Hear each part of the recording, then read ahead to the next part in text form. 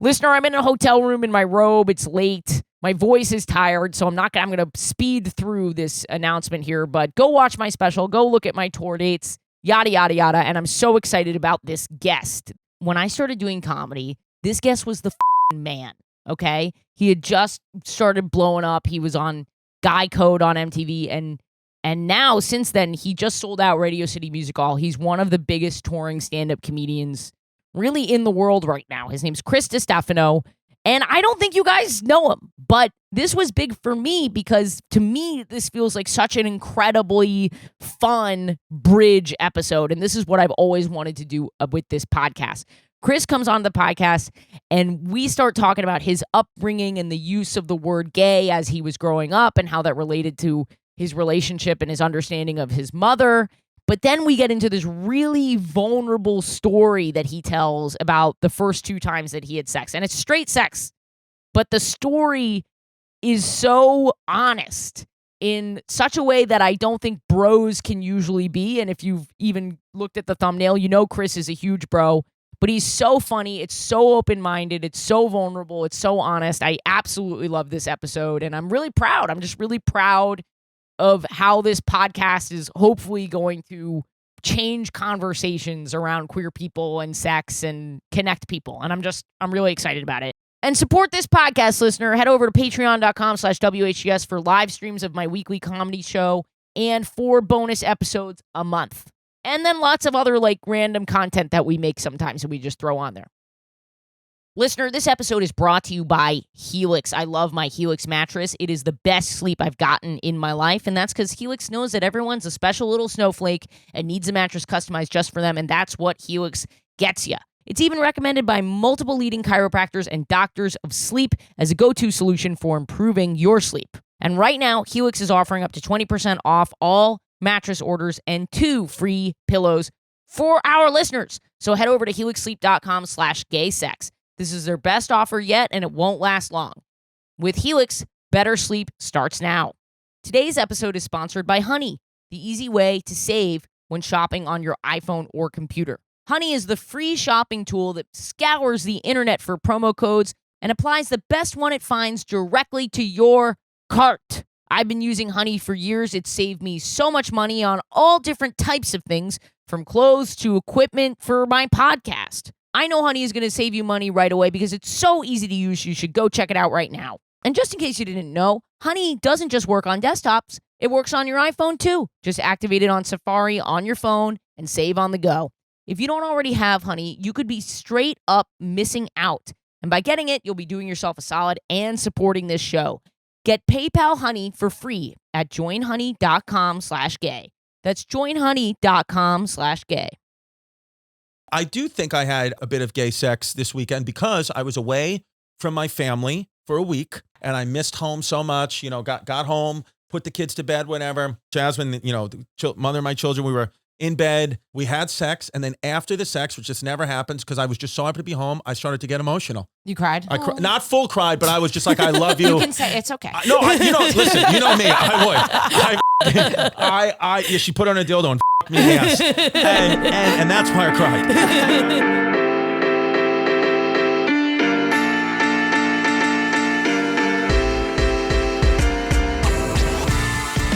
Okay, I have a story for you just to open up.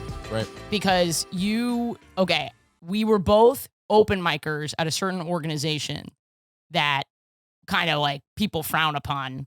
Like, I'm just going to say, yeah. I'm going to take it down because I'm afraid is going to sue me. Oh, yeah. He's a litigious guy. Yeah. And so you were always like the guy. This is just a personal anecdote and why I'm so excited that you're here. Yeah. And I'm sorry if I am dick sucking within the first, which is what I did to get to the top. This is a big episode. Ashley's losing her gold star right here. Yeah. I'm no longer a gold star lesbian. Wow, a GSL. I didn't realize you were. Congrats. Have you heard that term before? No, but I if you said I'm a gold star lesbian, I would think like it's your top notch, like you eat box, like a termite. And you've never sucked a dick is the thing, right? Yeah, you've never been with a man. People say it's a problematic term because it's like, but I think it's just playful. You know what I mean? Yeah. Okay. Oh, I didn't even know it was. Like people brag about it, Yeah. and then the really annoying people are like, that invalidates your sex. That invalidates people who slept with men and yada yada yada. Sleeping with men invalidates you. Like I don't. You know, it's an invalidating experience. But Yeah. I love that you've never sucked a dick, but your microphone, you hold it like a Yes, dick right to your I face. try. This is my attempt at being mainstream, Which to I try like. and get whoever your listeners are in on the podcast. Yeah, my listeners are you're gonna get, you know what you'll get from me? You'll get a lot of Puerto Rican people, you get a lot of in the closet gay men, and you'll get the Well, that's actually perfect. You'll get the entire NYPD, FDNY, and DSNY. So you will never, your garbage will be picked up on time. You'll never get another ticket, and they will fucking fight your fires. Yeah. Well, you were like the guy Right. It's a big accomplishment. for so long. And then I don't know if you know this, but then I was sort of like the guy after you a little bit. Yeah. And then I kind of watched you for a really long time, and I saw the way your career went and how you like kind of, you really took off the past few years. It's really never thought once about sucking my dick. Not one, for one second. That's not who you are. But the reason I'm bringing it up is because I felt so good recently because I got onto a plane and I had been upgraded to first class because I'm Delta.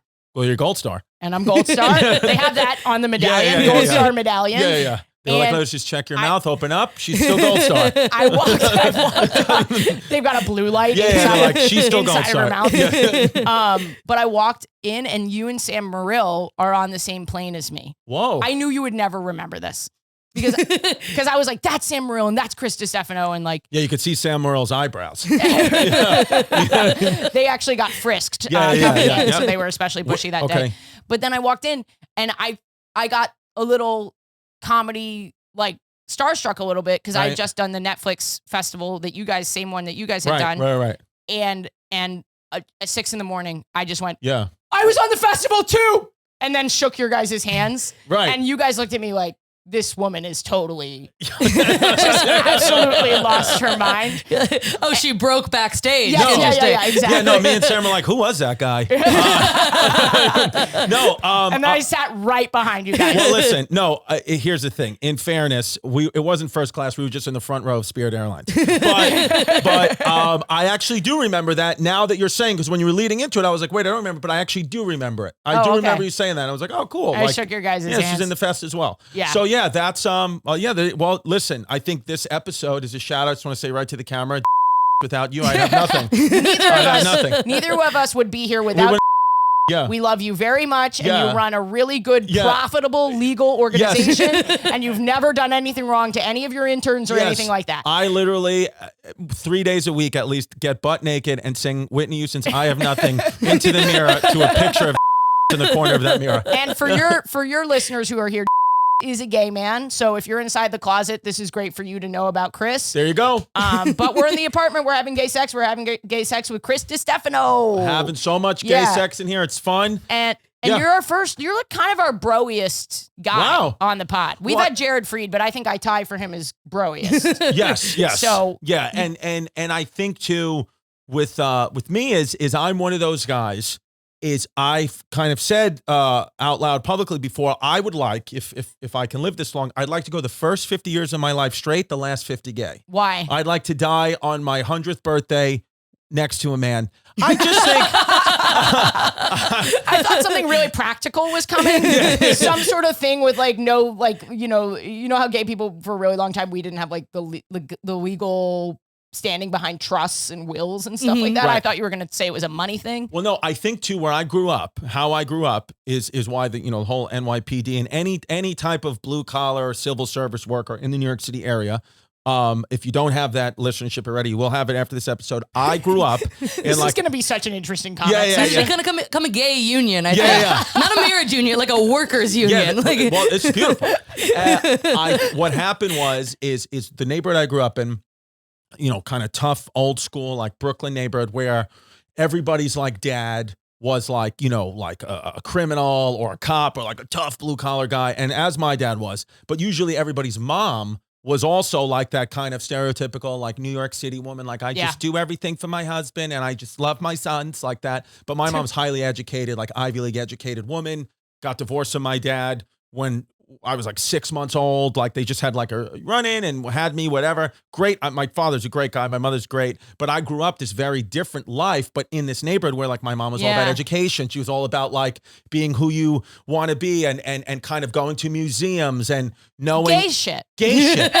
well, and because to my neighbor, like an astute, educated woman is the same as a gay man to my friends. You know what I mean? It's the same thing. So that is what a gay man is. They were like, your mom's a gay dude. And so I did that. So when I would grow up, like I would talk about like, you know, some exhibit I went to with my mom or you know, my mom would take me like to like different state capitals she thought was cool and would learn about history. And like, I remember like, God, that's so sad that that's gay. That's gay. No, never. Yeah. I had a best friend, well, not best friend, close friend who lived on my block. His name was Antonio Parisi. And I knew, because my mom told me that in my neighborhood where I grew up, like Ridgewood, Queens, it's Brooklyn now. But there's multiple street signs in Ridgewood that are brown. They're not this typical New York green. They're brown because and my mom told me, she's like, that means that's designated by the Historical Society. That's a historic block. None of the... Right. That can come out of your mom's mouth, but as soon as it comes out of your mouth to your friends, you're getting called gay. When I told, I'll never forget, I was about 16 years old. I told Antonio Parisi that we were standing under a brown sign, 78th Avenue. And I said, Antonio, I don't know why I did this. I was like, do you know that the brown signs mean that it's designated by the Historical Society and then the buildings can't change their facade because it's protected by the Historical Society? And he was like, what do you want me to take the sign off the post and stick it up your ass? Would that make you happy? And I was like, no. It would make me happy if you didn't. Like, I read in a book once that's actually called prostate stimulation, Antonio, but I'm not in the mood right now. Yeah, I just don't want you to. I just don't want your father's construction company to deface any of the buildings on this block because it's designated by the Historical Society. But so I grew up kind of thinking for a lot of my like college years, say, or late teens, early 20s years, like, am I gay? Because all my friends were like, everything I did was gay. Even though I was an athlete, I loved girls. I was like, but my friends were always like, yeah, you fucking love dick too. And my father was like that. Like, because again, my dad's. Everyone's calling you. Your father's calling you gay? He's not homophobic, my father. I think the way he grew up, though, was like saying something gay was almost like a term of endearment. Like to him, like he grew up in a time where, like, for example, I remember clear as day, one day I was eating Chobani yogurt with blueberries. Oh, that's gay. Yeah. That's gay for anybody to do. I mean, even if a gay man did that, I'd be like, you're a lesbian. Yeah. And my dad, I remember him just being like, what do you like, blueberries now? I was like, yeah, they're good antioxidants. He was like, he goes, what are they, covered in cum? I was like, no, it's yogurt. He was like, Chris, I'm joking. I'm just joking around. Because he was like, why would you be eating blueberries with yogurt? I was like, that's what mom wants me to do. And then I remember once my dad calling my mom when I was there. She was like, you got to have him stop doing all this gay shit, Lynn. And I was like, and I remember being like, what is gay about what I'm doing? And my dad, because again, he just at that point just thinks like, you know, old school guys from anything that's taking care of yourself. That's what I was going to say. Any type of taking care of yourself to him at that time. Now he's not like that at all anymore. But back then he was just like, oh, this is gay and that's gay. And I was like, no, nothing. You're gay, Dad. Like that's why mom has questioned your relationship. She's like, you're fucking gay. And you know, but like he's actually one of our patrons. Thank you so much, Mr. Distefano. Honestly, he probably is. And so I just grew up in this time when I was like, yeah, I'm just like comfortable with like who I am. Like I'm not gay, at least for another 13 years. But I just grew up with guys who just weren't comfortable. You know what it is? I grew up with people in the neighborhood where nobody, even though we grew up in New York City, nobody left like the block in my neighborhood. They were all like very street kids. I grew up in New York too, and opposite side of the world. I grew up on the Upper East Side. Oh yeah. And even when I was in school, I didn't feel like I could come out of it. It's just changed a lot over the past 10 years. Isn't that wild too? Like I feel like we both grew up in New York, right? I mean, there's so many people, never met each other till now. Well, till the plane ride 2 months ago, and it's like, I sound the way I sound, like a talking sewer cap, and you sound like so smart, no accent. But I have a little bit. People comment, I have a little bit of one, but not the way you have one. Right. Because my mom's from Brooklyn, my dad's from Long Island, and I just grew up around you know, like everyone I went to school with father was a doctor or a lawyer. You know what I mean? Right.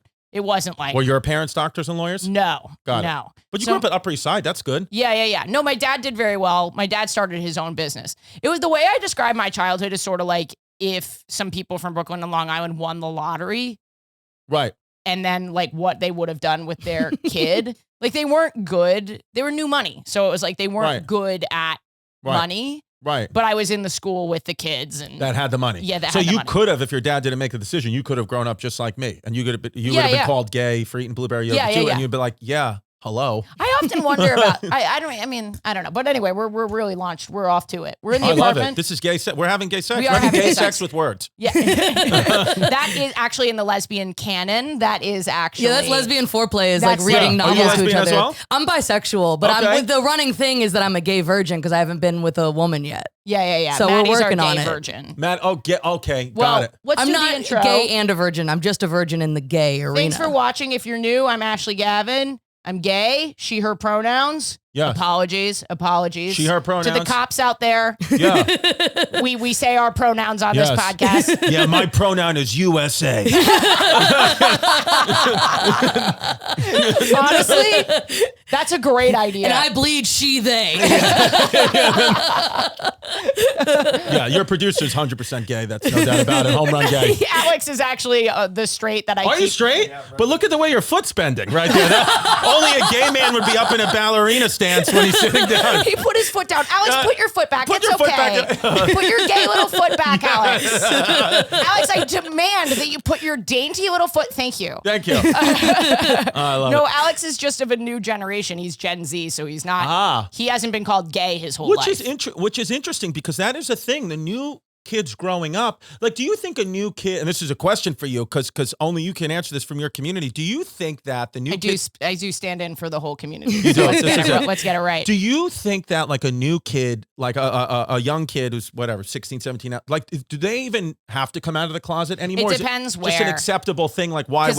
I have a. Oh, sorry. I have a lot of. You know what? Who they're out to? They're out to their friends. My understanding, just based on who's written in to tell me about their experience, they're out to their friends. They're not always out to their families. A lot of them feel really unsafe coming out to their families if they live in Middle America.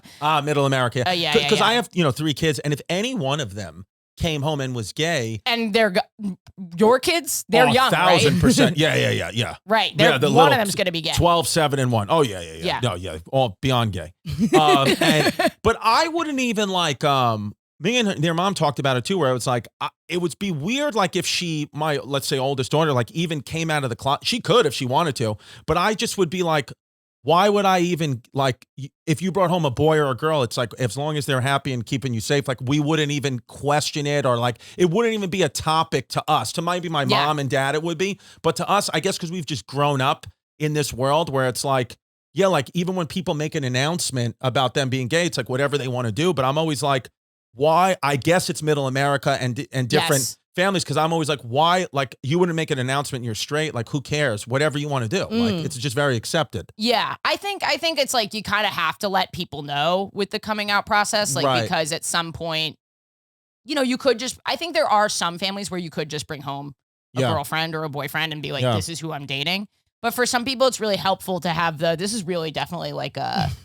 Like a Q&A kind of. Well, no, I just because I know, like when you were 5 years old, they just gave you a gold star. And I was running around like pretending to be a boy. That was my whole thing. Is like I didn't know how to.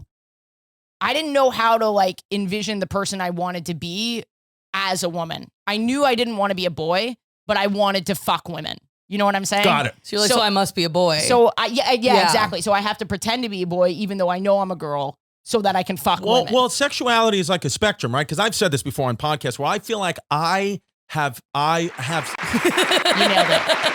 That's it, baby. That's my new merch. Sexuality is a spectrum. Yeah, I'm coining that. First. I feel like I feel like, and I've said this, I have sex with women, but I fall in love with men. We were talking about this before you came in because we were like, you're homo romantic, but you're heterosexual. Right. Yeah, like all my gay, Mateo Lane and Tim Dillon, all my guys are like, dude, you're not gay. Like I've asked them for like, what do you think? Because a lot of times the fans would be like, you're gay. And they'd be like, you're not gay. Like Mateo was like, you're not gay. You're too comfortable making the gay jokes. And, it's true. He's like, you're a gay guy would be like the opposite of you. Yes, a closeted gay man is going to be very afraid to even say those things out loud. Yeah, he was like, you're not, there's no way you're gay, dude. I was like, okay. You're like, please. Yeah. You have your penis in your hand. Please. I'll suck it. Give me the gold star. but yeah, I think, I don't know. I don't judge people anymore. I used to spend a lot of time and energy when I was younger, before I had kids, like trying to figure out how everybody thinks. But now I'm just like, man, like whatever you want to do, whatever anybody wants to do. I'm just like, I don't have enough time or energy in the day. Like I'm fucking exhausted. I got my kids. Too exhausted to be intolerant. I got my career. Exactly. That's more merch. Too exhausted to be intolerant. I'm like, whatever people want to do. And like, to be honest with you, now, like I have some friends who are like still a little like, homophobic or like borderline racist. And it's not that I'm going to be like, you're out of my life. I'm just like, dude, I just don't want to deal with your fucking stupidity anymore. So I just barely text them, barely keep in touch. I'm kind of just like evolved because it's just like fizzling out a friendship over racism. Yeah. I'm like, brunch. I'm really busy. Yeah. Brunch. Is it going to be Chinese there? Okay. No, we won't hang out there. Yeah. I don't know. I actually feel like good that I just feel lucky that like I'm not like I'm just kind of more, I guess, accepting, because it's got to be fucking a burden and exhausting for you to be a racist homophobe. It's like, dude, what are you doing? It does take a lot of energy. There's a lot of typing in the comments and stuff like that. And I bet it's just really tiring with everything going on, protesting all the drag brunches and all the legislation. I think if you comment anything, truly, I think if you comment anything negative at all in public or DM to anybody, you have either a profound or a slight mental illness. Like the fact that you have enough time and energy, or that you are so lonely that you have to write anything. Like, I had to block someone. Do you know how much, like, if I saw something you didn't like, if I saw something from you I didn't like or think, I just would not care. I would move on. I wouldn't even unfollow. I'd be like, who gives a fuck that you're commenting this publicly or a DM? I'm like, I almost feel like I feel happy I don't have that sickness. I have a lot of other sicknesses, but not that one. I think the occasional, like sometimes you get someone having a really, really bad day. Right. But if you're doing it constantly, I would check in with a therapist. I also think every time you get like a hateful DM, it's like, this should have been like a text to your dad. You know what I mean? Like, this did not need to go to me. Like, yeah. Shut up. I know. What are your plugs? Because you're doing a lot of touring. What's that? Butt plugs? We call it butt plugs. We actually do call it butt plugs. I'm a listener. A fist to the future. I want to get those in, and then we'll do a round robin and kind of speed through. So my butt plugs are March 7th. The show came out already. Vice TV. It's called Super Maximum Retro Show. You may know where the premiere party is because my social media guy accidentally tweeted it. So we have that. He's been fired. No. He's been promoted. I forgot. And then ChrissyComedy.com. I'm in Florida, Austin, Texas, and the big one, September 22nd, Radio City Music Hall, New York City. We might be adding a show, but get the tickets now because if we don't add it, then you'll miss out. You won't be there. Literally coming out of the closet on stage, and Ash is going to suck her first dick. So you're going to want to be there. We're both coming out of the closet. His is kind of weird. Yeah. Because it is a woman sucking his dick. Yes. In sort of a very masculine way that makes you uncomfortable. Yes. That's what it is. I can be like, you're gay, you're fucking gay. Yeah. And we're going to have my dad fucking strapped to a chair watching the whole thing.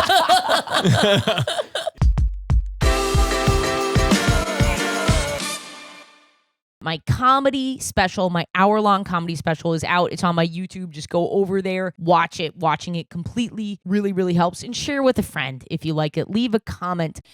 Go watch my special. Get some friends over. Turn it on every phone. Turn it on every computer. Break into your straight neighbor's house. Ruin their algorithm by watching the special. It's 9 years of my work culminated to this point. If you love this podcast, honestly, the special is way funnier. I'm sorry. I'm just going to say that. It's just way funnier. It would mean a lot to me if you watched it. It's free. It's on YouTube. But thanks, guys. Thank you for your support. It was made possible by our Patreon, patreon.com/WHGS. But mostly, my fucking special is on YouTube. Go watch it, you piece of shit. Listener, one of the best ways to support this podcast is to come see me live, okay? It's a really great way to just support the whole team and everything that we do here. So get on my text list or my email list. It's international, both of them. AshleyGavin.com. Go sign up, and I'll literally text you when I'm in your area. So you don't have to hear all these plugs. You can skip right by them. Don't even worry about your city. Just get on one of those two things, and I will let you know, okay? Because there's a lot of cities coming, and I just remaking this announcement over and over again. We all think it's annoying. You do. I do. Get on the text list, you piece of shit. Well, thank you for being here. Thank you. I'll go first. I think I just wanted to get some advice. I did have gay sex this week. Oh, good. Good for you. Thank you. I wanted to get some advice about 2 text messages that I've gotten. Right. We'll start with the one. I have a girlfriend right now. Okay. We're in an open relationship. Okay. But there was a time where I was very single for a really long period of time. And I matched with this girl on Hinge, and she messaged me. We were messaging back and forth. She was sort of hard to keep up with. I don't know the last time you were single, but some people a few years ago, some people are very bad at texting. Yeah. They drop off. Yeah. I don't take it personally. Yeah. Yeah, I'm like one of those people. I was about to say you're one of those people. Unfortunately, yeah, like I'll be on Hinge and I'll start a conversation and I'll be like, oh, they want to fuck me? That's good enough. And then I kind of leave, which I'm not proud of, but like, I'm like, going into it on Hinge that it's like the conversations, sometimes they just fall off and it's not personal. Yeah. Right. But we were messaging like straight up, and then she messaged me and I missed it somehow. Okay. And I saw it like a month later because I was like, oh, whatever happened to that girl? And then I saw that I had missed it. And I texted back being like, I'm so sorry. She's really cute. I was slutting around. Yeah. I was not looking for anything serious. Yeah. But I texted her back and I apologized. She was like, it's okay. What are you doing next week? Or like, can you check in next week? So then I was like, yes, I'll check in next week. I checked in next week, following week. Okay. She ghosts me. So now she's like, I think getting revenge. Right. That's my first question. Okay. Is that revenge? If it might be, and if it is, then that to me would be the red flag to be like, I'm not going to talk to this person anymore at all. Totally. Like, if that is, I think it's one of two things. Either it is revenge or she has COVID. I don't know. She's not, and that could in this day and age. At that point, she might have. Yeah. Because it was 2021. Okay. Vaccines were thin, Right. So then about 6 months, 8 months later, she texts me. She goes, hey, like, what are you up to? I was like, did I come up on your For You page? Why are you texting me? And she said, haha, my friend invited me to your show. By the way, I just want to say, just because if we have some of my fans listening, vaccines were thin, or she could have myocarditis from the vaccine. Just want. It's entirely possible she actually turned straight from the vaccine. Yes, just want to cover all the bases politically with the vaccine. So anyway, she took some horse tranquilizer. She was feeling a lot better. Yes. Yeah, she took ketamine. That's actually the great equalizer. Ketamine. So what is ivermectin? Not horse antibiotic. I don't know. You're just on Joe Rogan, right? I think it is horse tranquilizer. Yeah, if you watch the episode, I was sniffing it. Yeah. So wait. So the question is what? So what are you trying to get? Well, then I just kind of went back and forth, and I was like, I'm not. You're just texting me because of clout or something. You figured out that I got something going on, and I don't usually feel that way. But like texting after 8 months. Yeah. So then she texted me last night. Whoa. Do you happen to be on the road right now? Now she's cute. Okay. She is cute. I could do it. Is this the type of person? How mentally unhinged? Why do you text a person after 6 months 2 times? She's going to text me biannually for the rest of my life. Do you see what I'm saying? Okay. So here's the thing. If you're just looking for sex, which you are, yes, she seems like she's crazy. So that's going to be a lot of fun. She's actually in the comments right now. Yeah, that's going to be a lot of fun. But here's the thing that not changed me, but here's the thing that like I kind of have just, my father was like a compulsive gambler, right? His whole life. Yes. You literally sat down on my couch and have told me 45 things about your father. Yes. Yeah. It's, dude, my dad is a wild personality. Are you this vulnerable other places? Only when I have gay sex. No, I actually fucking love it. Yeah. So my father's dead, so I appreciate that. Yeah, he's super dead. Fuck, dude. That was the other thing that was my interesting. father killed him. So your father's just shoving cigarettes into my father's mouth. Smoke them. So what he said, what actually my dad, it's like compulsive gambler once. And I remember one time we were driving and he goes, let me give you a piece of advice, Chrissy. I was like, okay. He goes, he still always calls me Chrissy. He goes, listen, you can beat the house 99 times out of 100. But the one time the house wins, and he goes, make no mistake, they will always win. It negates the 99 wins for you. So I apply that sometimes when I was single to women. You're right. That one woman who you have sex with this girl, whatever, everything's fine. But the one crazy one fucking kills you, steals something, does something to ruin your life. And I just want to be clear, this could also be a non-binary person that ruins your life. It could be a non-binary person. One hundo. Yes, this human being, this a citizen of Earth. I will fucking ruin you. It's possible. So I now, in my head, I'm in a relationship, but even if I wasn't, what fundamentally changes, I just keep the numbers low. I would keep the strangers that I'm inviting into my life at a low number, because at any moment the house can win. And you're like, but the less people you have, strangers in your life, the less the chance you have of some damage. Yeah. It's a numbers game. It's a numbers game, baby. Isn't that what life is? No, it really is. Yeah. I totally agree, because I don't know. I was hooking.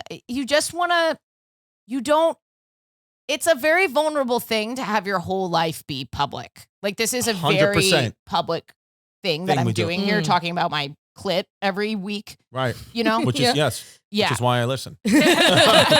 Our number one fan, Chris Distefano. Chrissy Clits, that's what I am on Patreon. But I think that you're right. It's this thing though, where like now we live in a society, right? And it's all good where like, religion is down, people are less religious, which is fine. But then, there becomes a morality issue where like sex is just a thing that's not as sacred anymore, which I think is fine. We progress as humans. But what's going to come with that though is a lot of strangers and people who are in your life that would necessarily not be in your life, because there's nothing more powerful than sex. It's the most powerful. Oh, it's an absolute drug. It's a drug. So I think that, and again, having a public life, it's like, you have to start to ask yourself, like, what is the cost of this going to be? Yeah. And also the time and energy you're going to give this person. Oh, for sure. That all takes from the bank. You only have a certain amount of energy each day. And as we get older, it gets less and less. So it's like, how much energy are you going to give this person? But with all that being said, she sounds crazy. She sounds fun. I guarantee you, your pussy's going to be a slip and slide. You know what I did that's actually, speaking of so gay, speaking of educated women, she's a writer. I could not remember any details about her, so I had to go and Google her to figure out. Right. So she's a writer. It's J.K. Rowling. And that's what takes you down, baby. Why did I think not to have sex with J.K. Rowling? Damn. That one's so obvious.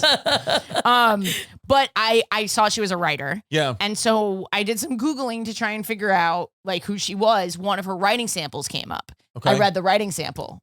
Is it a fanfic of you? Oh, you don't like the writing sample. You don't like the writing sample. No, I don't like the writing sample. So immediately, as a lesbian, I'm like, this woman, she's not that smart. She's not that talented. You can't fuck someone who's not a good writer. I can't. Yeah. I can't fuck someone who says they're a writer and they're not a good writer. Yeah, because you know what? Because you already don't have a connection. You're already going to not like her conversation. You're not going to like, because as much as we all, even as a guy, as much as we say like, I'm a guy, I just want to have sex, I'm not connected. We're all connected. Yes. You have sex, you want to talk to someone. Yeah. We're all just connected. Yeah. So like, I think that would, even if I was single and that was a girl and I didn't like her writing, I'd be like, it would just be a turnoff. Because that's what I'm very attracted to like just people who are highly competent, intelligent, super smart. I'd probably be into your mom. It sounds like I don't want to be, I'm not saying single. I would fuck your mom. She is single. That does sound like something that might happen on a broy podcast, but Yeah. I'm not saying that. This is our sitcom. This is we're friends doing a podcast and then you start dating my mom. And then I fuck your mom. Yeah, and then I just have to deal with it. So I think I'm not going to respond, but I was trying to come up with, I'm petty, so I was trying to come up with a text that would be like, Like, you can't say who is this anymore because you could be like, try me again in 8 months. I'm busy. Yes, try me again in another 8 months. Yeah. Well, I guess, what did you respond? You said, are you on the road right now? I didn't respond. You didn't respond. I kept it together. Well, you could just say, yeah, I'm on the road. Oh, Send her a link to your tour dates. Yeah. You piece it together. Yeah. Well, that's my gay section this week. Not that eventful, but it's still cool. Listener, if you've been listening for a while, you know I love my Helix mattress. I'm getting the best sleep I've ever gotten on it, and that's not all I'm getting on it. Ayo, your girl knows that if you want to impress another lady, you need to have a nice comfy mattress so that she stays the night. And Helix is your best bet for that, because Helix knows that the best way to making a mattress comfortable is to make it comfortable for you. Helix offers the Helix Sleep Quiz, and you can take it in just a few minutes. You can find the perfect mattress that's fit just for your body, the way you sleep, yada, yada, yada. And this personalized mattress is shipped straight to your door free of charge. And I know it's scary to buy something as big as a mattress, and that's why they offer a 100-night trial and a 10 to 15-year warranty, depending on what model you get. So no matter how you sleep, get that perfect mattress just for you from Helix. And don't just take my word for it. Helix has been awarded the #1 mattress pick by GQ and Wired magazine. It's even recommended by multiple leading chiropractors and doctors of sleep as a go-to solution for improving your sleep. I know it's worked for me. Helix is offering up to 20% off all mattress orders and 2 free pillows for our listeners. Go to helixsleep.com/gaysex. This is their best offer yet, and it won't last long. With Helix, better sleep starts now.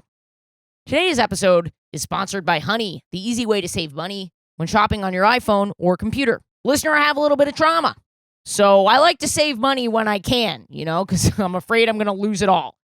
So Honey is not only helping me save money, but it's also helping me feel better, because I know I'm getting the best deal possible. God, don't you just love it when you get that deal? Thanks to Honey, manually searching for coupon codes is a thing of the past. Honey is the free shopping tool that scours the internet for promo codes and applies the best one it finds to your cart. And then you don't even have to worry about it. You know that the technology, the AI, is doing the work for you. Can you imagine if you were out just shopping around at Target or something, and you had a little pal just popping in at light speed, Googling all the possible coupons that you could get? That's what Honey is. It'll do that for you. I use Honey for everything, whether it's clothes. When I was first buying equipment for this podcast, I couldn't believe all the stuff that I saved money on. And I probably saved 20% when I was buying some new clothes just the other day. And it's so easy to use. And did you know that Honey doesn't just work on desktops? It works on your iPhone too. Just activate it on Safari on your phone and save on the go. If you don't already have Honey, you could be straight up missing out. And by getting it, you'll be doing yourself a solid and supporting this show. Get PayPal Honey for free at joinhoney.com/gay. That's joinhoney.com/gay. Chris, did you have gay sex this week? So when you mean gay sex, you mean not sex with a woman? I mean whatever feels gay to you, which seems like many things. Well, you know what? Yeah, I will say I do think I had a bit of gay sex this weekend because I was away from my family for a week. Which is a lot for me. Normally, as comics go away 2-3 days, but this time I had to go away for like 8-9 days. Yeah. And I missed home so much, got home, put the kids to bed, whatever. My girl, Jasmine, the mother of my children, we were in bed and kind of just like, we were like, I was just like holding her, like I missed her so much. We had sex. And then after the sex, which just never happens because I was just so happy to be home, I started to get emotional. You cried? Not full cried, but I was just like, I love you. You can say it's okay. Listen, you know me. I would. She put on a dildo and fucked me in the ass. And that's why I cried. Because I liked it. It was just painful. So that in a way, I guess, could be constituted. Yes, totally. As like, it's always emotional, but I felt like I just missed her so much. Did you feel the brain spike? Because when I cry if I cry after an orgasm, it's because of the brain spike. I feel like it's this very specific. What's a brain spike? It's a specific orgasm that literally I can I start weeping. Have I not said this to you? What? I have this specific orgasm that's so deep and powerful. It's like after edging that I can feel it in my brain and I and I cry. And it makes you cry? It makes me, it like spikes my brain. I cry. Interesting. And I only with my girlfriend. And I'll cry after sex with my girlfriend because I love her so much. You love her so much. So, I mean, that's the only time, other than this time that I mentioned, that I cried when I had sex was actually the first time I had sex. So I lost my virginity and cried. My emotions tipped, and I just started to but that was like bawling, crying. Did she take it well? We were both 17, and she wasn't a virgin. I was. So I don't remember anything happening in that moment, but we only had sex one more time, and we were dating for like 6 months, and then she I wasn't realizing the signs, but she was like backing away. Oh, and then she fully dumped me. Do you think because of the vulnerability? I think that as a 17-year-old growing up in the neighborhood I grew up in, it's like, I'm not going to have sex with a guy that cries. That's not who I'm going to be with. I think that when you come from certain places, that's why New York is like such an amazing city to me, because you can have like such places that like even me, I did not meet we live in New York City, like where more Jews live in New York City than Israel. I did not meet my first Jewish person until I was 23 years old. You too? No, I'm Jewish. Oh, yeah? I'm Jewish. Sorry,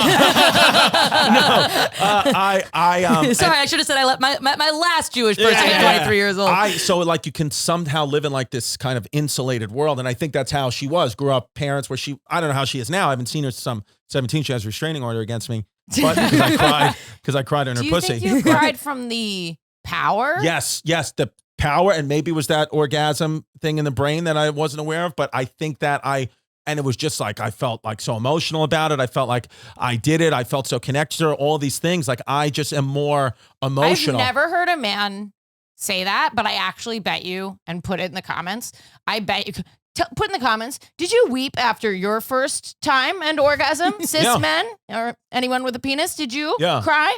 I bet you did. I think that's actually, do you know if other men? No, it's so funny. They won't admit to it. Yeah, I told one of my friends, my friend Jimmy, I told him about that, and I was like, I remember asking him, like, do you ever have anything like that? He goes, no. He goes, you know what, though? I remember when I was like 19, 20, I used to cry all the time, but then I realized it was from the steroids. He was like, when you're so jacked, it circles back around. yeah. He was like, it fucked with my hormones because it was called Winstrol, and it fucked with my hormones. He goes, but they took it off the market for that. That's so funny. Yeah, that's I'm really sad that girl didn't. That could have been such a incredible. I mean, I don't want to shit on the girl. Obviously, right. Like you're entitled to like have that be overwhelming for you. But I would be a little flattered though. I think if I was like, my pussy made you cry, literally cry. Like you wept, like you're seeing fucking a Michelangelo painting, like you wept. Well, here's the thing. In fairness to her, I don't know that is necessarily the reason she dumped me, but I could have just been like that bad at sex, or she could have been like, she's 17, where she was like, I don't want to fucking be with this guy. If you were really bad at sex and also crying after it. Do you know what's crazy? The very first time I had sex, like number one, I told you I cried, and then I didn't pull out and fully came in her, no condom, no birth control, like a dumb idiot. You came inside. I thought you were gonna say you got hard again. No. I fully didn't pull out, not even thinking about protection, not even thinking. That's why you cried. Yeah, I'm gonna be the father. You're just going down the drain right now. Right away.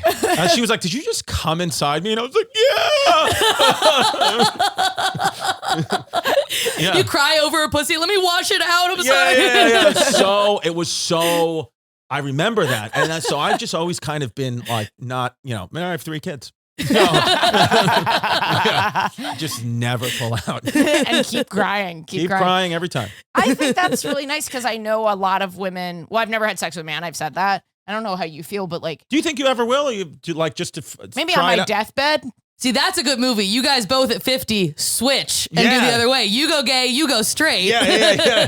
It's like a new age rom-com from the 90s. It's both of you taking bodies. dick for the first time with your brittle 50-year-old bones rattling. 50's too close. We got to push that. Yeah. Let's make it 70. 70. Something like that. I guess, well, I don't know, because there's a part of me that's like all about like life experience now. And that's exactly how I feel about it. It's all I'm sober too. I don't do any drugs. And shrooms and having sex with a guy are sort of like in the same camp for me, where at some point in my 80s, am I going to be like, I should try Did that. you just get sober? You've always been sober. I've never drank because my father was an alcoholic and he was sober.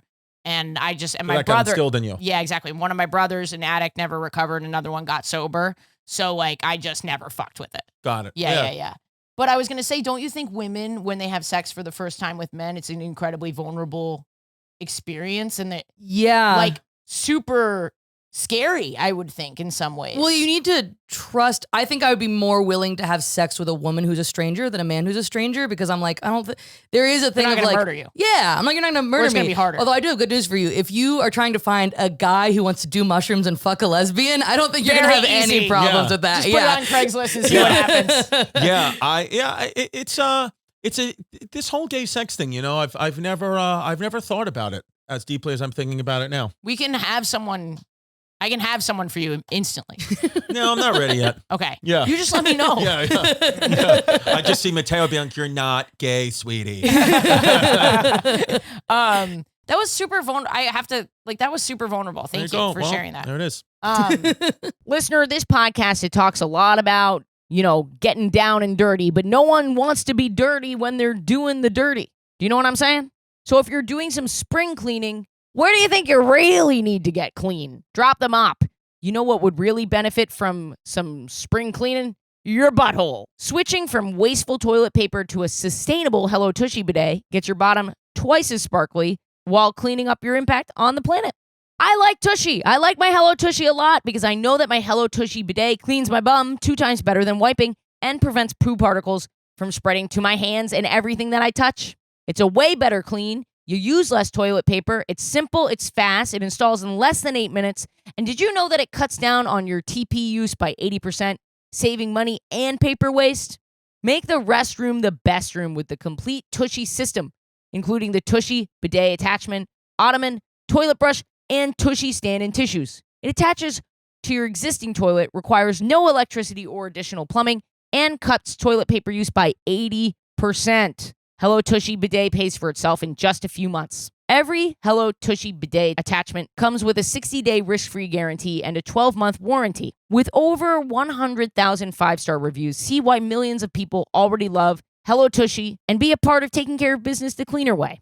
Go to hellotushy.com/WHGS and use promo code WHGS to get 10% off plus free shipping on your first bidet order. That's hellotushy.com/WHGS for 10% off. Go, go, go. Go clean your butt bottom.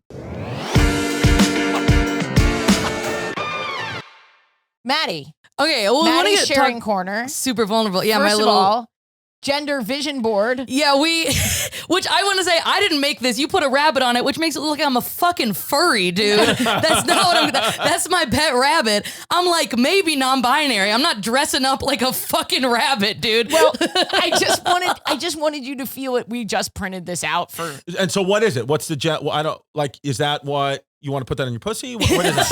I don't know what the rabbit is for. Yeah. I don't know what the rabbit's for either. The rabbit is that they have a pet rabbit. I have a pet rabbit. Okay. But then this was gonna be shit that I was like, I don't know. I'm like, I'm feeling a little more masculine. I'm like trying to lean into that a little more. This is not really. We gotta rework it.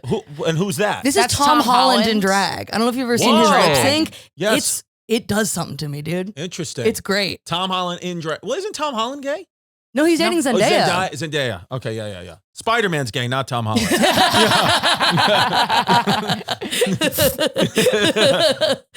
Okay, cool. But I do have a sex story this week, actually. Not from this week, but I dipped into the fucking archives, and I can't believe I haven't told this on the podcast before. First cum experience. First cum experience. Yeah. Like you came. No, dudes, the liquid. Oh, okay. Yeah. The liquid. What I do to it You're fuck mad, and you're really like, no, the stuff that comes out at the end. What's it called? The freaking the gabagool. Yeah. Smells like chlorine. Yeah. Does it? Yeah.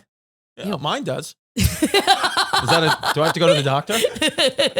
Alex, do some Googling. Yeah. That was the vaccine. Yeah. That's crazy. You think I got it. JK. You're like, that's the first case. No, just for the fans. Just for the fans. Some of them are a little I'm excited to see what I knew you were going to crush it. But like, because I don't know. With growing up in New York and the whole Buddha thing, I just feel like I kind of know. But like, I knew they were like, I don't know. Whenever we bring men on, it's usually a great episode because they have a lot of really interesting questions. But like the every time the fans are like, I liked it, but I was a little unsure. Yeah. Anyway, go on. Well, I'm sorry. I'm going to keep them. Okay, so. The man train a rolling? Yeah.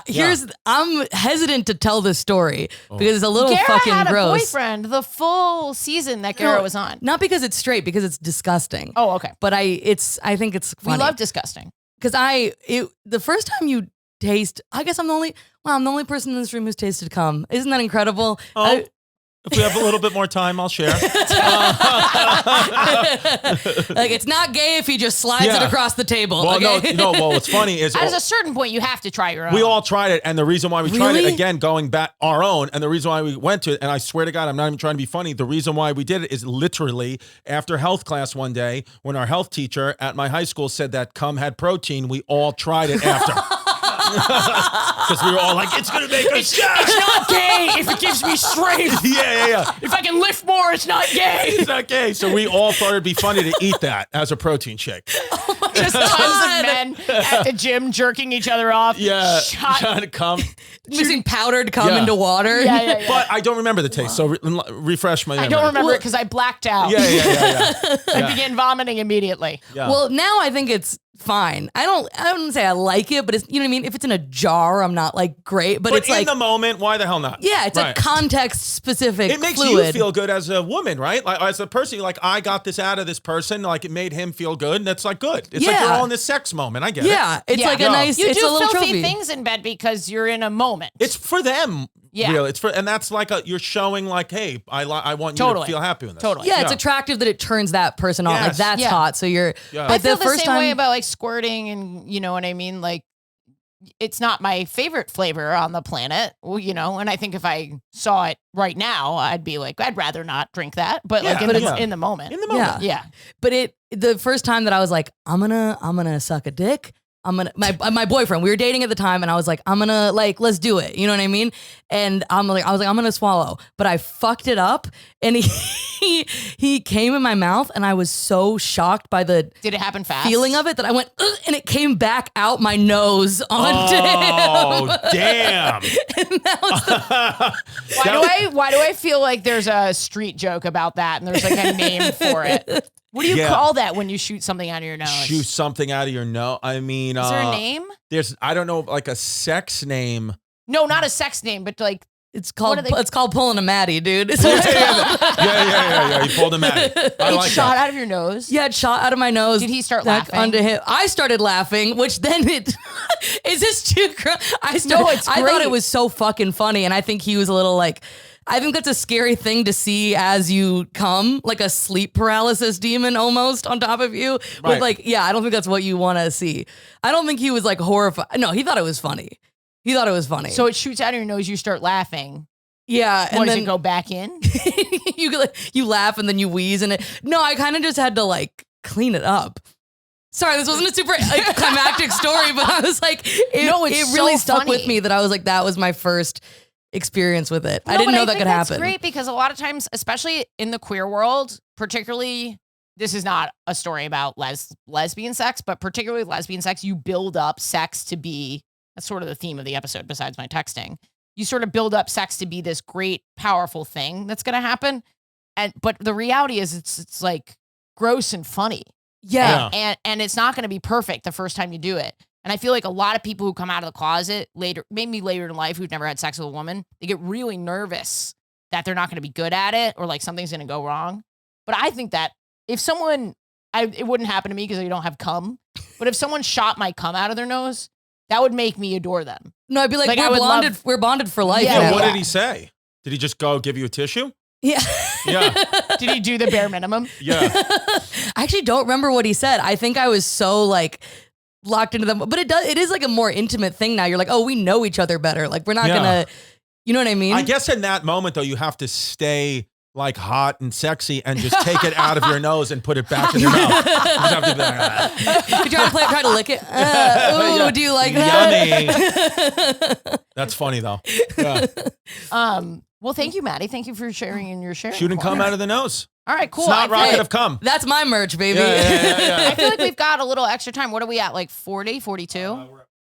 45 exactly on the dot. Good. Let's do it. Oh, there's the girls.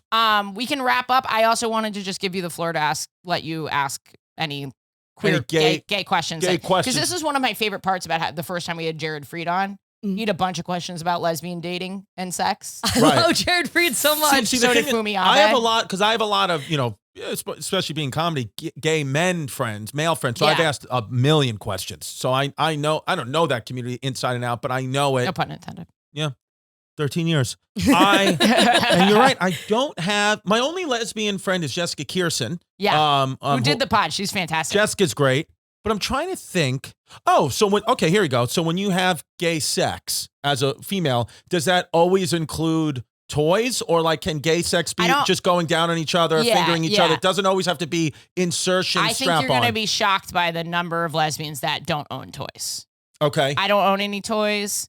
Every girl I've ever hooked up with, only of the big number that I will not reveal, only one or two have been like, I want to start using toys. So when you have sex, you mean, is sex to you always going down on each other? Fingering or going down on each other is what I would say. And both of you have to result in coming, or does just the one who's playing? Or the entire transaction is invalidated. Yes. Yes.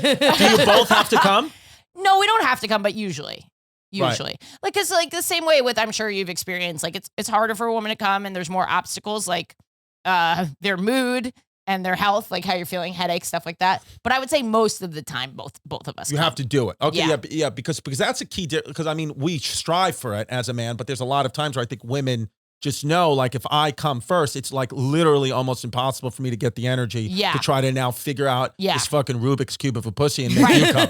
I can't do it. That actually makes sense that you have to come into it fresh, kind of caffeinated. Like, that's I why prefer she comes the girl first. comes first, so then I don't, like, that's over, and now I can I hold my coming as long as I can to her, she comes, but then, so usually I just fucking don't make it very long and it's over, and then, I'll come and Jazz just doesn't.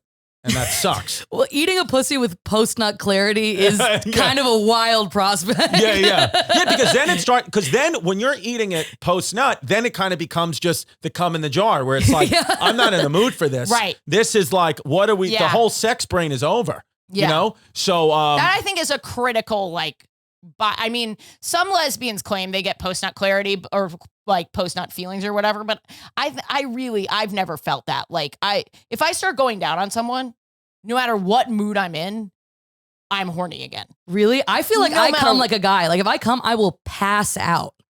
Like, I'm like, you know what I mean? Like, I feel like that's like is that? No, I'm just smiling because you're clearly not a woman.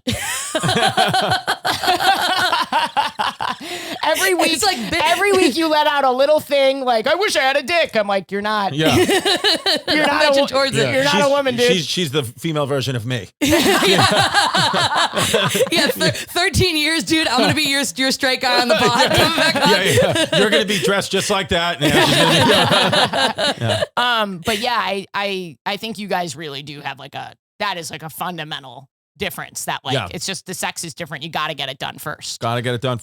Listen, as Ashley just said it's much harder being a straight white male than anything else. And I definitely included race because that's totally factored in. Heard it here first. Well, I don't want to keep you too long. This was such a fun gotta episode. Get home, but thank you. What else anything you want to plug at the end? Your theater ballerina feet.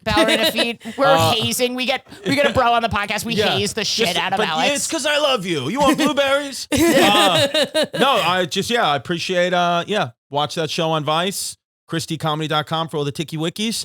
And my podcast, Chrissy Chaos, podcast, Hey Babe, very gay friendly. Gay friendly podcast. Gay friendly. Guys, my tour dates, AshleyGavin.com. Sign up for the text alert. I'll text you when I'm in your city. Patreon.com/WHGS.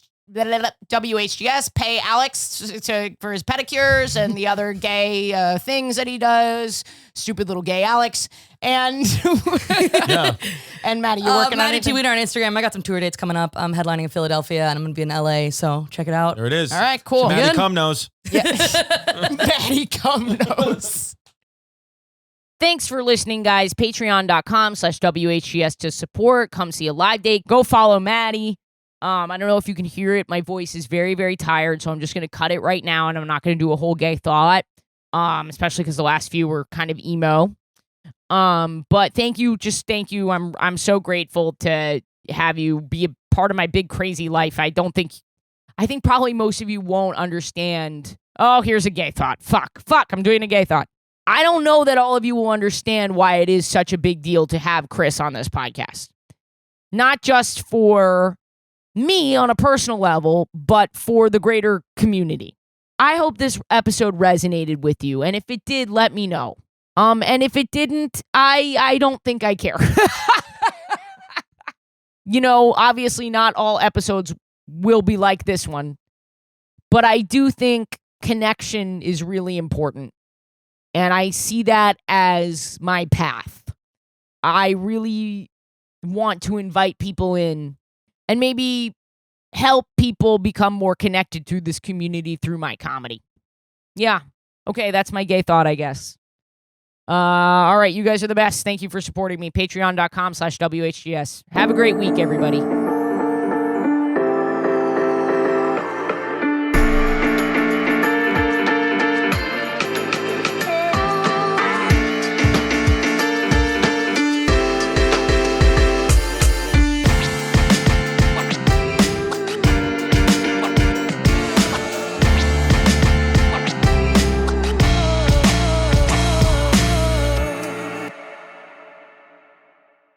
Listener, this episode is brought to you by the Hello Tushy Bidet.